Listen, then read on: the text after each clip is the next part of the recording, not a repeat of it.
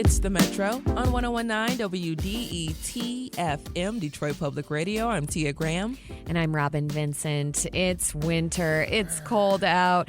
But there's a hidden gem in Southwest Detroit keeping the wintertide spirit alive. Here's a conversation we had about Clark Park and everything it's doing to get us outside in the winter. One of the joys of winter months in southeast Michigan, it is ice skating. And people have been skating on frozen ponds for over a century in Detroit. At one point, there were outdoor hockey rinks all over the city. Could you imagine? But eventually, budgetary constraints came knocking, and the city's outdoor rinks were closed down. That's because maintaining an outdoor ice hockey rink requires a lot of time and money, including equipment, maintenance, and staff.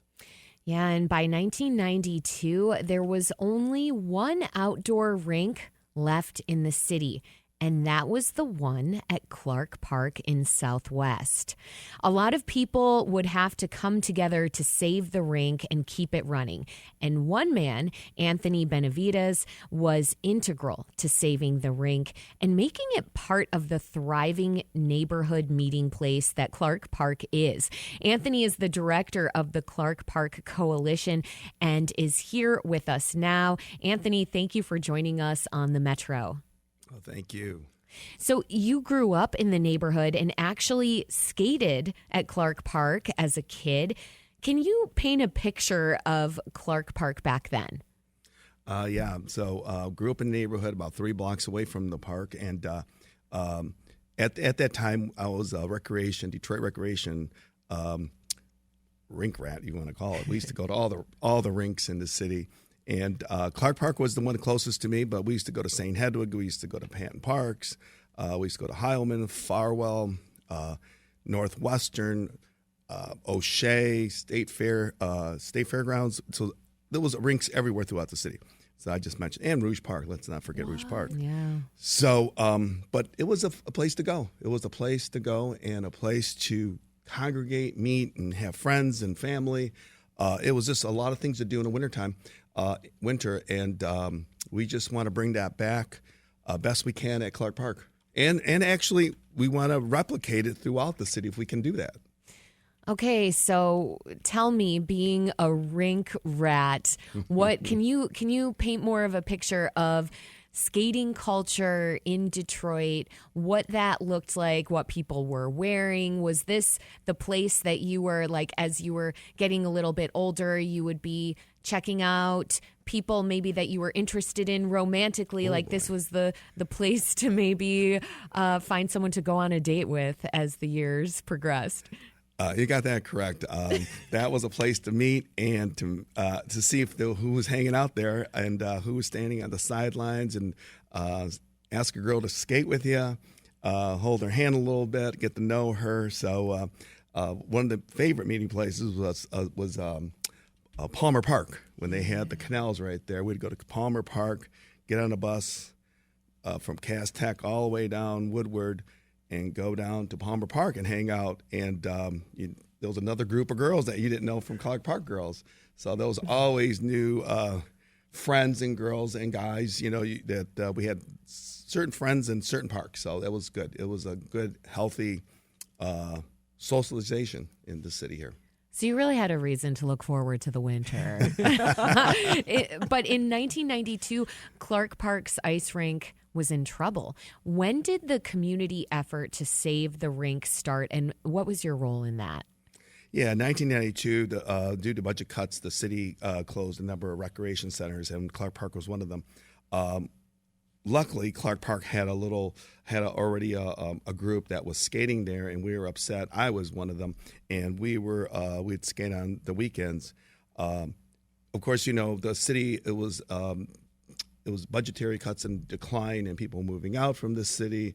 All these problems that were, that the mayor at the time was Mayor Coleman Young, and he had to make some tough decisions. And sure, first thing gets cut is libraries and parks. Mm-hmm. And so we saw the writing on the wall. We knew we had to pick up the pieces, and we formed a coalition quickly. And with us, social, a lot of activists and churches and everybody else that wanted to come on board.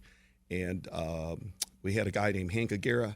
He was he owned Mexican Industries, and he gave us a lump sum of money to buy the necessary items we needed to put this rink together. And then the city came through, and they actually put a new compressor in. They saw that was important, and they helped as well.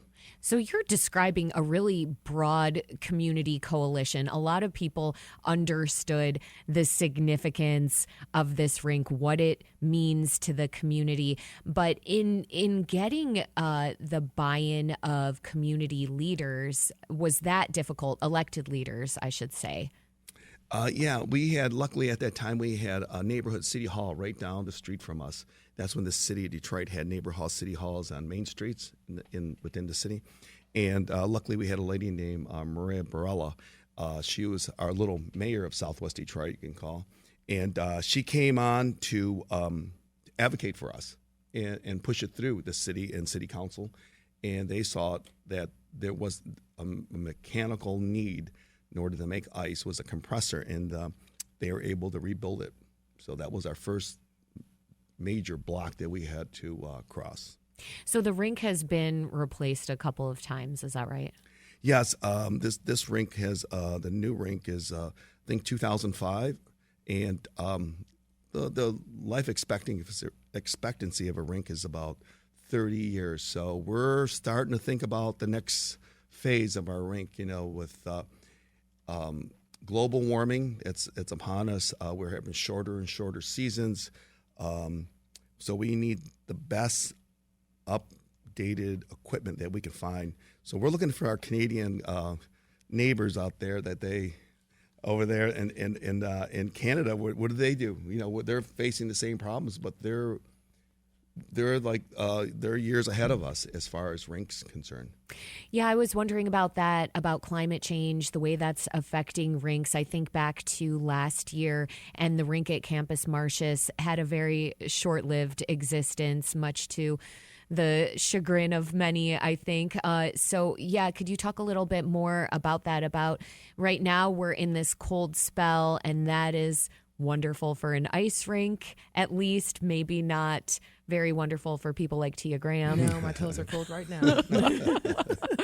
But talk more about some of the ways that you can try and protect rinks and get them to have longer lives in the face of climate change.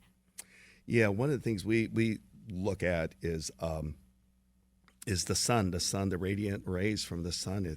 If you don't have a lot of buildings around you, as Campus Martius does downtown, we're getting direct sun at Clark Park. So it's all about mechanical tonnage. It's compressors, condensers, having the latest. It's like a computer. Once it's a couple years old, it's obsolete after about 10 years. Well, the stuff that we have, or the mechanical equipment we have at Clark Park, it's aging. It needs. We're looking for someone to step in. Consultant to come in and figure out what is the best application for us in the next 15 years. We have this now, but 10 years from now it's going to be obsolete, and it's like a motor in your car. It only lasts so long. So it has to be taken out, replaced, and updated. And we want to use the best refrigerants that's out there, nothing that's really harmful for the environment. We want to use less water. We want to use less electricity. We just want to have a smaller footprint in the refrigeration and making ice. So if we want to make it last longer, but we also want to have a smaller footprint. So that mechanical equipment is basically like a big refrigerator. It's like a big refrigerator, exactly. Outdoor refrigerator with the door open. You're listening to The Metro on WDET. I'm Robin Vincent. And I'm Tia Graham. We're talking with Anthony Benavides from the Clark Park Coalition about the outdoor rink in Southwest Detroit that has been a neighborhood meeting and recreation space for decades. And just listening to you and Robin chat a little bit earlier about just the different rinks across the city of Detroit, it paints such an amazing picture of what the city was before we saw a lot of those closures of the recreation centers. And we're starting to see a lot of those rec centers come back, which is great. So the coalition, or the Clark Park Coalition, has succeeded in bringing together so many different folks within that area, including sports leagues, philanthropists, the city of Detroit, and other community organizations, excuse me, That's not easy to do. So what is it about Clark Park that seems to get everyone at the table eager to contribute to this particular community asset? Well, we have a lot of people that grew up in the area of Southwest Detroit. We always say people always come back to Southwest Detroit. They grew up there, they moved out to Dearborn, Allen Park, suburbs, but their heart's in Southwest Detroit. So every year we try to reach out to people, and we get people come back and alumni and say, hey, listen, my grandpa, I used to live on this block, or I skated here at one time, or I played baseball at Clark Park. So we get all these former people that lived in the neighborhood at one time. They come out and they want to do something good for the park and do something good for the city, because they had fond memories of good times at Clark Park. So we bring them in. We get their emails, put them on a list of when we have activities, we include them in there. So we have a lot of volunteers. Our whole hockey program is mainly 95% volunteer, men and women from the city and outside the city as well. But there's a lot of people that believe in Clark Park, believe in the people there, believe in Detroit, and as far as hockey, they just want to promote and get as many kids as possible into our hockey program. That's what we're talking about now. But there's also a baseball program and a pickleball program and tennis program. So I can go on and on. But we're just very, very fortunate to have a lot of things at Clark Park. And the city's been, they've been helpful, very helpful, and we're just looking for more help. Yeah. We really need it. And Anthony, when I think about Clark Park and I see that community surrounding Clark Park, I think about how it's been, like you said, a communal space, a gathering space, but it's been just a community asset. And as you look around Clark Park, all around it, you see these beautiful neighborhoods and spaces that have been maintained and continue to thrive in that particular area. So can you talk about the importance of having a healthy, thriving park like Clark Park in your community that kind of spreads and spreads out across the community? Yeah, so we have a Main Street down Verner Highway, which has a lot of different restaurants from different, whatever you like that you can buy it on Verner. So it has a Yep. Yes, you can. Yep, that's right. So we're very fortunate that our Main Street didn't disappear. It was intact, and it's getting better every year. We have a lot of people that are popping up restaurants, entertainment venues. So we've been very fortunate that the people that stayed there, the churches have stayed, the people have stayed. There's been a lot of just people that stayed there and toughed it out, like throughout the other parts of the city as well. But I think a little bit more in Southwest. So we're very fortunate. The mayor has he gave Clark Park or what's it called, the neighborhood strategic plan funds. So we were able to redo the park and bring needed amenities to the park. So we're very fortunate. It's beautiful. The park is beautiful. If you haven't gone to Clark Park in Southwest, haven't had a chance, it's absolutely beautiful. Especially when you're just driving past, you just park and just kind of just hang. It's a beautiful space. But speaking of the programs that you always offer there, you have the hockey program, what we're talking about because it's cold outside. But hockey oftentimes is thought of as a very expensive sport to play. You got to have your not your pucks, but you got to have your skates and maybe even safety equipment that you have to maintain and keep up. So can you talk about how ice skating and hockey has been accessible, especially for Clark Park and its residents? Yeah, hockey is a very expensive sport, and we do it a couple ways here. We reach out to partners, National Hockey League, the NHL. We reach out to USA Hockey. We reach out to Michigan Amateur Hockey. Whoever has some money they can give, we're knocking on their door, writing a letter, and asking for equipment. We're asking for sticks. We expect, hey, we have this one of a kind program in the city. This is Hockey Town. Let's do Hockey Town. Let's really, put a program together that's really focusing on our kids in the city of Detroit. So when we have a very wide demographic at Clark Park, we have probably 30% Black, 30% Latino, 40% Latino, and the rest of different races. But we're very diverse, and and they see that, people see that, and they want to help. And so we try to get as much free equipment as we can these other other foundations and companies, and we also asked suburban hockey rinks and programs in the suburbs if they can give us gently used equipment, because kids move on. People, they move out of their equipment and send it to us. We don't want any junk, but we want the good stuff. Yes, yes. And, talking about just how unique it is to have this program in the city of Detroit with the kids that you all have there. I want to talk a little bit more about the diversity of Clark Park, because once again, when you watch hockey, a lot of the times you see white male players, a lot of the, How do you do outreach? How do you reach out to folks and let them know this is a sport that is inclusive and it is changing and we're seeing it expand and spread? How do you do that?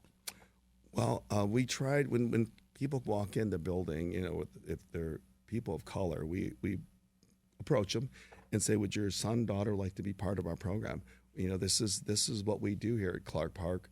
And we invite them in and just introduce them to our staff and our program times and dates. And say, listen, this is probably the cheapest place to play hockey in the United States. It's literally almost free. And if there is a cost that somebody cannot afford to pay, we will sponsor that child. Clark Park will take it upon themselves to say, hey, listen, we'll pay for this. But I would say that we try to reach out to kids of color, families of color, and just encourage them and nurture them and invite them, be open-armed and, be there with a smile and some joy. And our coaches are very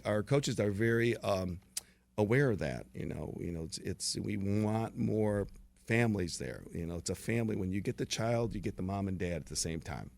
So it starts really early with hockey. Yeah, I was going to say we have hockey parents here actually with some of our employees here, and they talk about it being this giant, just moving machine, almost this moving thing where you just have the whole family going and the whole team's there and everyone's together, and this is a beautiful thing to see. Anthony Benavides is the director of the Clark Park Coalition. Once again, Anthony, thank you so much for joining us on the Metro. All right. Well, thank you very much, ladies.